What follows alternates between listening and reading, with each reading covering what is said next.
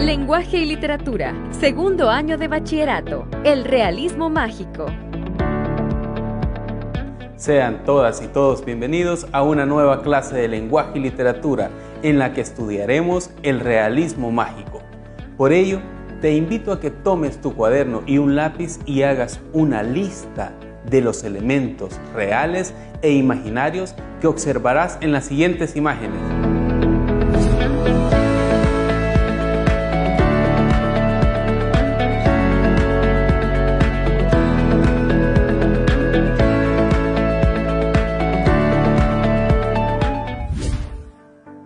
Muy bien, hiciste un excelente trabajo. Como pudiste observar, en las imágenes se presentan elementos reales e imaginarios. Por ejemplo, la biblioteca que aparece como los muros que contienen el cauce de un río o los barcos que van dibujando un puente conforme van avanzando. Además, pudiste ver que estaba un niño que era observado por seres que al parecer flotaban, lo que nos diría que son espectros. Pues de esa forma como se han trabajado artísticamente esas imágenes, de esa misma forma lo hacen los escritores. ¿Cómo? Retoman elementos reales con los imaginarios, los mezclan y de esa mezcla nace una obra artística, la cual estudiaremos en esta sesión. Bajo la lupa del movimiento literario, el realismo mágico. Conoceremos sus principales características, algunos autores representativos, así como sus obras. Comencemos. Vamos a proyectar un video que te ayudará a ampliar tu conocimiento sobre este movimiento literario. Por ello te invito a que tomes tu cuaderno de lenguaje y literatura y tomes apuntes de aspectos relevantes, así como de ideas principales que se te brindarán. Veámoslo. El realismo mágico es una corriente literaria de mediados del siglo XX que se caracteriza por la narración de hechos fantásticos e irracionales en un contexto realista, donde se presenta lo extraño como algo cotidiano y algo que tanto el narrador como los personajes perciben de manera natural, pues no se asombran por ellos ni dan explicaciones. En el realismo mágico confluyen la influencia del psicoanálisis y del surrealismo europeo, que hacen hincapié en los sueños y el inconsciente, y la influencia de los mitos y leyendas de las culturas indígenas precolombinas. El término surge en Alemania en 1925 para describir un movimiento pictórico y años después, Arturo Uslar Pietri lo usa para referirse a una nueva tendencia literaria hispanoamericana que surge entre 1930 y 1940 en Europa, donde la realidad coexiste con la fantasía. Sin embargo, el auge de este movimiento ocurre entre 1960 y 1970 durante el boom latinoamericano. Entre los principales autores están Jorge Luis Borges, Carlos Fuentes, Mario Vargas Llosa, Julio Cortázar, Juan Rulfo, Miguel Ángel Asturias, Arturo Uslar Pietri y Gabriel García Márquez, cuya icónica novela 100 años de soledad es considerada la más representativa de esta tendencia. Finalmente, el realismo mágico puede ser explicado brevemente con las palabras de Jorge Luis Borges. Esto no puede ser, pero es. Como pudiste ver en el video anterior, el término realismo mágico fue usado por primera vez en 1925 por el crítico literario Franz Roth. También el escritor venezolano Arturo Uslar Pietri lo utiliza para designar un tipo de narrativa hispanoamericana. Eso quiere decir que el realismo mágico tiene relación con el realismo del siglo XIX. ¿Por qué? Porque el realismo mágico lo que trata es presentar la realidad de los pueblos hispanoamericanos, pero de una forma pintoresca. ¿Qué quiere decir? Va a ser una exageración de la realidad para presentar todos aquellos problemas sociales que embargan al pueblo hispanoamericano. Por ello es necesario que conozcamos a los principales novelistas de este movimiento. Alejo Carpentier, Jorge Luis Borges, Juan Rulfo, escritor de Pedro Páramo y El Llano en Llamas, Julio Cortázar, Gabriel García Márquez, entre otros. Este último es considerado el máximo representante del realismo mágico con su obra cumbre, 100 años de soledad. Ahora, es necesario que conozcamos más sobre Gabriel García Márquez, este escritor colombiano que ganó el Premio Nobel en 1982. Escribió la obra referente del realismo mágico y cumbre en las letras universales, 100 años de soledad. Por ello, los invito a que conozcamos más de este escritor en el siguiente video. ¿Sabías que la novela 100 años de soledad narra la historia de 7 generaciones de la familia Buendía en el pueblo ficticio de Macondo? La novela convirtió a Gabriel García Márquez en el mayor exponente del realismo mágico. Todo el texto fue escrito en 138.054 palabras. La escritura de esta novela empleó el uso de 15.827 palabras distintas. En 1960, apenas publicada la novela, el compositor peruano Daniel Camino Díaz Canseco ganó el Festival de la Canción de Ancón, Perú, con la cumbia Los 100 años de Macondo. A continuación, estudiaremos las características del realismo mágico. Característica 1. Mezcla de la realidad y la fantasía. 2. Generalmente, los personajes no demuestran extrañeza ante los fenómenos sobrenaturales, pues estos son concebidos como parte de la realidad. 3. El narrador no ofrece explicaciones sobre los eventos sobrenaturales que suceden. 4. Los escenarios en los que se desarrollan las acciones suele ser una metáfora de los pueblos americanos. 5. La trama suele producirse en entornos marginados. 6. Rompe la linealidad temporal del relato, es decir, que las acciones no siempre suceden en orden cronológico. Ahora que ya conoces más sobre el realismo mágico, conoces cuáles son sus representantes, las características y algunas obras, te invito a que realices la primera actividad de tu guía de aprendizaje. Además, puedes hacer un cuadro sinóptico o un mapa de ideas para que te resulte más fácil ordenar toda la información. Ahora te invito a que veamos un video donde ampliaremos más el conocimiento sobre este tema.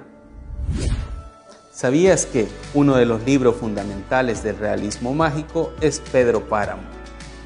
Publicado en 1955, de Juan Rulfo. La trama trata sobre Juan Preciado. Este regresa a Comala para cumplir la promesa que realizó a su madre moribunda, reclamar a su padre, Pedro Páramo, lo que les pertenece. La historia del viaje y la historia de la relación con su madre se entremezcla con la vida de aquellos a quienes conoce.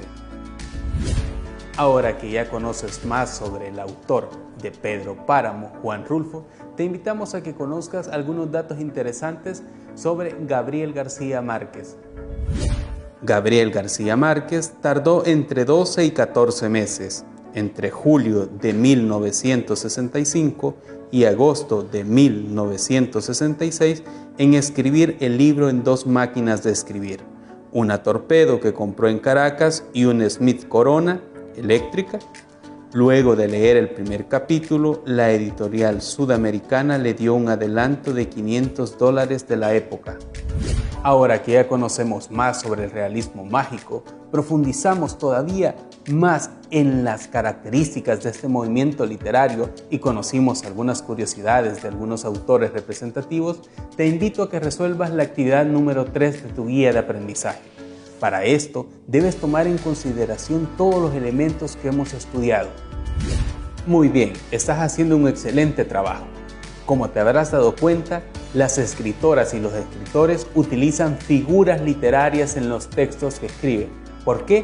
Porque con esto se le da dinamismo al relato y que además se le añaden elementos que pueden causar extrañeza en las lectoras y en los lectores. A continuación, veremos algunos ejemplos de figuras literarias, cómo éstas operan y cuál es su efecto dentro del relato. Veámosla. El símil. Consiste en establecer una relación de semejanza o comparación entre dos imágenes, ideas, sentimientos, cosas, personas, entre otras. Veamos un ejemplo. Una noche, por la época en que Rebeca se curó del vicio de comer tierra y fue llevada a dormir en el cuarto de los otros, la india que dormía con ellos despertó por casualidad y oyó un extraño ruido intermitente en el rincón. Se incorporó y, alarmada, creyendo que había entrado un animal en el cuarto, y entonces vio a Rebeca en el mecedor chupándose el dedo y con los ojos alumbrados como los de un gato en la oscuridad. En el ejemplo anterior podemos ver cómo el autor compara a Rebeca con un gato en la oscuridad. Ese es un claro ejemplo de un símil. Antítesis. Consiste en contraponer una frase o una palabra a otra de significado contrario u opuestas sin implicar contradicción. Por ejemplo, José Arcadio Buendía se encontró una noche dando vueltas en la cama sin poder dormir. Úrsula, que también había despertado, le preguntó qué le pasaba y él le contestó: «Estoy pensando otra vez en Prudencia Aguilar».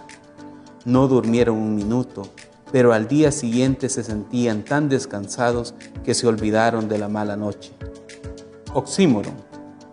Consiste en poner en contacto dentro de una misma estructura sintáctica palabras que se contradicen, pero que en el contexto en que se encuentran se proyectan hacia un significado que las armoniza.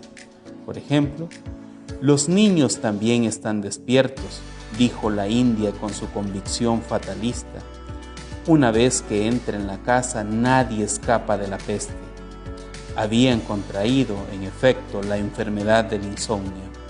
Úrsula, que había aprendido de su madre el valor medicinal de las plantas, preparó e hizo beber a todos un brebaje de acónito, pero no consiguieron dormir, sino que estuvieron todo el día soñando despiertos.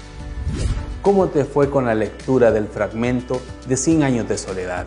Supongo que muy bien, pues déjame contarte que este es un día en la vida de la familia Buendía, en la que nos cuenta cómo la peste del insomnio asoló el pueblo. Quizás lo más relevante es que primero la peste atacó a Rebeca y después fue atacando a todos los miembros de la familia, de tal forma que todos padecieron la peste del insomnio.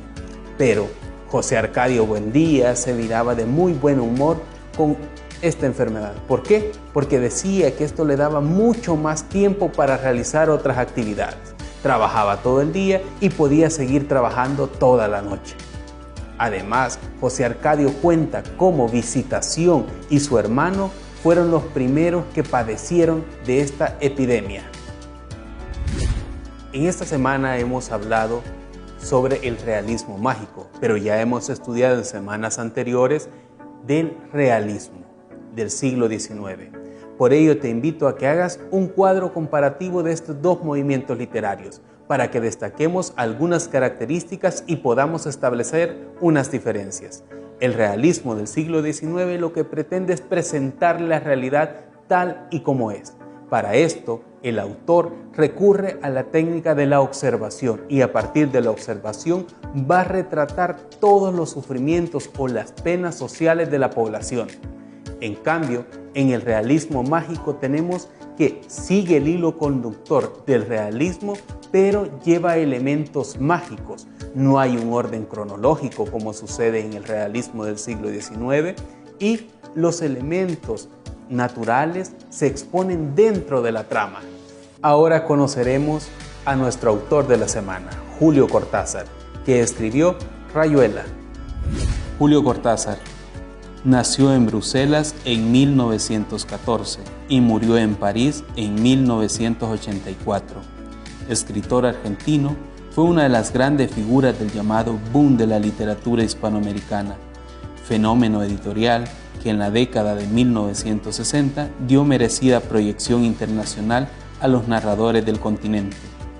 Emparentado con Jorge Luis Borges como inteligentísimo cultivador del cuento fantástico, los relatos breves de Cortázar se apartaron sin embargo de la alegoría metafísica para indagar en las facetas inquietantes y enigmáticas de lo cotidiano, en una búsqueda de la autenticidad y del sentido profundo de lo real que halló siempre lejos del encorsetamiento de las creencias, patrones y rutinas establecidas. Su afán renovador se manifiesta sobre todo en el estilo y en la subversión de los géneros que se verifica en muchos de sus libros, entre los cuales la novela Rayuela, con sus dos posibles órdenes de lectura, sobresale como su obra maestra. ¿Averiguaste el reto de la semana anterior? Supongo que sí. Recordemos cuál era el verso del poema que ibas a investigar. Es tan corto el amor y es tan largo el olvido. Sí, ese poema es de Pablo Neruda. Es el poema 20 que se encuentra en el poemario 20 poemas de amor y una canción desesperada. En ese verso, el autor utiliza la antítesis para contraponer lo corto que es el amor y lo largo que es el olvido. Ahora te invito que escuchemos el poema 20 completo. Puedo escribir los versos más tristes esta noche.